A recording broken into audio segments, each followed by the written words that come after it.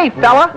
Hi, hockey fans, youngsters and grown-ups, too. I'm here to talk about NHL hockey.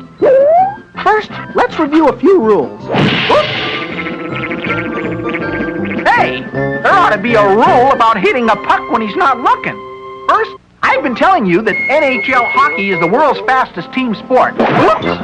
Well, believe it or not, there are some rules designed to make it even faster. For example, if a player is tagged for a rule infraction and does not proceed directly to the penalty box, his team will be charged with a 2-minute bench minor penalty. That means another man also goes to the penalty box, leaving his team with 2 players short. No more penalty lollygagging without really paying for it. But there are a few special occasions when the clock is stopped. Hey! Yikes! That base could stop a clock. Once a goalie could get time out for equipment repair. He could go to the player's bench and remedy his problem. But not now. A goalie in need of repairs must go directly to the bench, and a substitute goaltender must take over. And there's no warm-up period allowed. An infraction calls for a minor penalty. It's ready or not. The goalie really goes in cold. But now, that first goalie cannot re-enter the game except during an official timeout. Even if the starting goalie is injured, the sub must move in immediately without benefit of a warm-up. Remember, there are heavy penalties for spearing and butt endings. It'll cost a player a 5-minute major penalty and fine. Oh, hey, watch it, you guys. Lay off the rough stuff. There are strict rules against fighting. Any player wearing any foreign material such as tape fists or golf gloves that cut and causes injury, he shall receive a match penalty, and his team will have to play one man short for 10 minutes even if the other team scores. But getting back to speeding up the game, the linesmen are instructed on face-off, even if one center, after prior warning, continues to delay the game by conferring with teammates, the puck should be dropped to start play. Fast enough for you? Remember, I get slammed about at speeds over 100 miles per hour. That could be awfully rough on a little guy like me. That's why we pucks are kind of special. Let me show you how we're manufactured. We're made from a special mixture of vulcanizing rubber.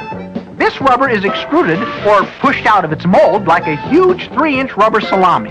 Individual pucks are cut off as 1-inch slices. These slices, my relatives, are put in a vulcanizing tray. Team insignias are spotted in place. Then the tray cover is secured and 2,000 pounds of pressure is applied while we bake for 20 minutes. Now we're a bunch of hard rubber cookies ready for finishing. Hard edges are beveled off and then moved on to tender loving care in final polishing so that we weigh between 5.5 to 6 ounces. The last touch is the stamping of the NHL insignia, and a new season has its supply of hockey pucks. And by the way, did you know that about 30 of us are refrigerated before every game? It's a cold business, folks. But enough about me. Did you ever wonder how hockey skates are built? Well, you know they have to be very strong. First, the blades are stamped out of steel plate, but even then, this metal needs to be toughened up in a furnace where the blades are heated to 1,550 degrees. Then they are cooled in an oil bath. A second furnace gives the blades their final strength. Other parts are stamped from thinner, pre-hardened steel. These are formed into the tube, the posts, and the heel and sole plates. The blade is fitted into the tube and spot welded.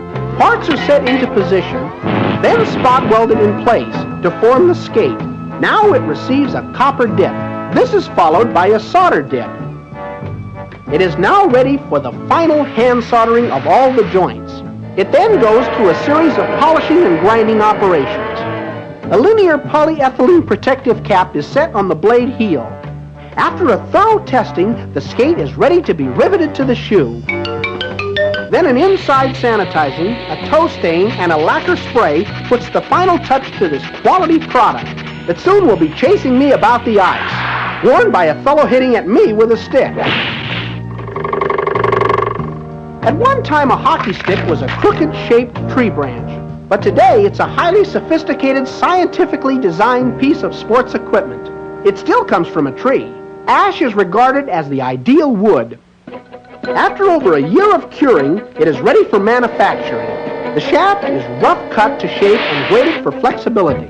The blade section is rough cut and set into a groove on the shaft. After gluing, the unit is ready for final sawing and sanding to desired shape. The stick receives fiberglass coating for additional strength, and it's ready to whack you-know-who about the rink.